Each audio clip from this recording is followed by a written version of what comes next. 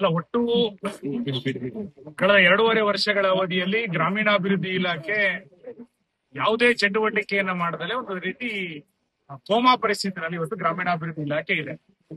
ಆ ಇಲಾಖೆಯನ್ನ ಸಮರ್ಥವಾಗಿ ನಿಭಾಯಿಸ್ಲಿಕ್ಕೆ ಆಗದಲೇ ಇರುವಂತ ಒಬ್ಬ ವಿಫಲ ಸಚಿವ ಪದೇ ಪದೇ ಮಾಧ್ಯಮದ ಮುಂದೆ ಬಂದು ನಾನೊಬ್ಬ ಸಚಿವನಿದ್ದೇನೆ ಅಂತ ಹೇಳ್ಕೊಳ್ಬೇಕಾದಂತ ಒಂದು ಅನಿವಾರ್ಯತೆ ಇದೆ. ಆ ಕಾರಣಕ್ಕೆ ಯಾವ್ದಾವುದೋ ವಿಷಯಗಳನ್ನ ಪ್ರಸ್ತಾಪ ಮಾಡುವಂತದ್ದು ಅವರಿಗೆ ಒಂದು ರೀತಿಯಾದಂತ ಚಟ ಆಗಿ ಇವತ್ತು ಪರಿಣಮಿಸಿದೆ. ಗ್ರಾಮೀಣಾಭಿವೃದ್ಧಿ ಇಲಾಖೆಯಲ್ಲಿ ಇವತ್ತು 2.5 ವರ್ಷಗಳ ಅವಧಿಯಲ್ಲಿ ಏನ್ ಚಟುವಟಿಕೆ ಆಗಿದೆ? ಗ್ರಾಮೀಣ ರಸ್ತೆಗಳು ಏನಾದ್ರು ಗುಂಡಿ ಬಿದ್ದಿದ್ರೆ ಅದಕ್ಕೆ ಸಂಪೂರ್ಣ ಹೊಣೆ ಪ್ರಿಯಾಂಕೆ ಖರ್ಗೆ ಅವರೇ, ಬೇರೆ ಯಾರು ಅಲ್ಲ. 1 ಕಿಲೋಮೀಟರ್ ರಸ್ತೆಯನ್ನ ಮಾಡ್ಲಿಕ್ಕಾಗ್ಲಿಲ್ಲ, ಹೊಸ ಪಿಡಿಒ ನೇಮಕ ಮಾಡ್ಲಿಕ್ಕಾಗ್ಲಿಲ್ಲ, ನಿವೇಶನ ಕೊಡ್ಲಿಕ್ಕಾಗ್ಲಿಲ್ಲ, ಗ್ರಾಮ ಪಂಚಾಯತಿಗಳು ಅನುದಾನ ಕೊಡ್ಲಿಕ್ಕಾಗಲ್ಲ. ಇದ್ಯಾವುದನ್ನೋ ಮಾಡ್ಲಿಕ್ಕೆ ಆಗದೇ ಇರುವಂತ ಒಬ್ಬ ನಾಲಾಯಕ್ ಸಚಿವ ಇವತ್ತು RSS ಅನ್ನ ಟೀಕೆ ಮಾಡುವಷ್ಟರ ಮಟ್ಟಿಗೆ ರಾಷ್ಟ್ರತನವನ್ನ ಇವತ್ತು ತೋರಿಸ್ತಾ ಇದ್ದಾರೆ.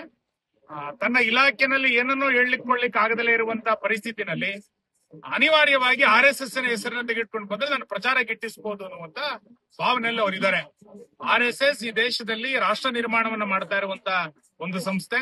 RSS ಅಂತಂದ್ರೆ ಸೇವೆ, RSS ಅಂತಂದ್ರೆ ದೇಶಭಕ್ತಿ, RSS ಅಂತಂದ್ರೆ ಇವತ್ತು ಶಿಸ್ತುಬದ್ಧ. ಇದು ಯಾವುದ ಅರಿವಿಲ್ಲದೆ ಇರುವಂತ ಒಬ್ಬ ಅಪ್ರಬುದ್ಧ ಸಚಿವ ಯಾರಾದ್ರೂ ಕರ್ನಾಟಕದಲ್ಲಿ ಇದ್ರೆ ಅದು ಪ್ರಿಯಾಂಕಾ ಖರ್ಗೆ ಅವರು. ಇಂದಿರಾ ಗಾಂಧಿ ಅವರಿಗೆ ಎದಿರ್ಲಿಲ್ಲ ನಾವು, ನೆಹರು ಅವರಿಗೆ ಮಂಡಿ ಊರ್ಲಿಲ್ಲ, ಇವರಪ್ಪ ಹೋಮ್ ಮಿನಿಸ್ಟರ್ ಆದಾಗ್ಲೇ RSS ಏನು ಮಾಡ್ಲಿಕ್ಕೆ ಆಗ್ಲಿಲ್ಲ. ಇನ್ ಇವ್ರ ಕೈನಲ್ಲಿ RSS ಏನು ಮಾಡ್ಲಿಕ್ಕೆ ಸಾಧ್ಯ ಆಗುತ್ತೆ? ನಾನು ಅದಕ್ಕೆ ನಿನ್ನೆನೂ ಸ್ಪಷ್ಟ ಮಾಡಿದ್ದೇನೆ, ಪ್ರಿಯಾಂಕಾ ಖರ್ಗೆ ಅವರು ಶಾಶ್ವತ ಅಲ್ಲ, ಅವರ ಅಧಿಕಾರವೂ ಶಾಶ್ವತ ಅಲ್ಲ. RSS ಈ ದೇಶದಲ್ಲಿ ಶಾಶ್ವತ, RSS ನ ವಿಚಾರ ಈ ದೇಶದಲ್ಲಿ ಶಾಶ್ವತ. ಇದನ್ನ ಅರ್ಥ ಮಾಡ್ಕೊಳ್ಬೇಕೇ ವಿನ ನನ್ನ ಇಲಾಖೆನಲ್ಲಿ ಏನೋ ಮಾಡ್ಲಿಕ್ಕಾಗದೆ ಕೈಲಾಗದವನ್ ಏನೋ ಮಾಡಿದಾನೆ ಅಂತ ಹೇಳ್ತಾರಲ್ಲ, ಆ ರೀತಿಯಾದಂತ ಪರಿಸ್ಥಿತಿ ಇವತ್ತು ಪ್ರಿಯಾಂಕಾ ಖರ್ಗೆ ಅವ್ರದಿದೆ.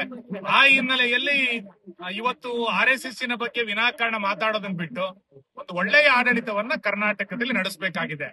ಇವತ್ತು ಉಪಮುಖ್ಯಮಂತ್ರಿಗಳಾಗ್ಲಿ, ಮುಖ್ಯಮಂತ್ರಿಗಳಾಗ್ಲಿ, ಉಳಿದಂತ ಇಡೀ ಸಚಿವ ಸಂಪುಟ ಕರ್ನಾಟಕದ ಅಭಿವೃದ್ಧಿ ಹೇಗಾಗಬೇಕು ಅನ್ನೋದ್ರ ಬಗ್ಗೆ ಚರ್ಚೆಯನ್ನೇ ಮಾಡ್ಲಿಕ್ಕೆ ಅವ್ರು ತಯಾರಿಲ್ಲ.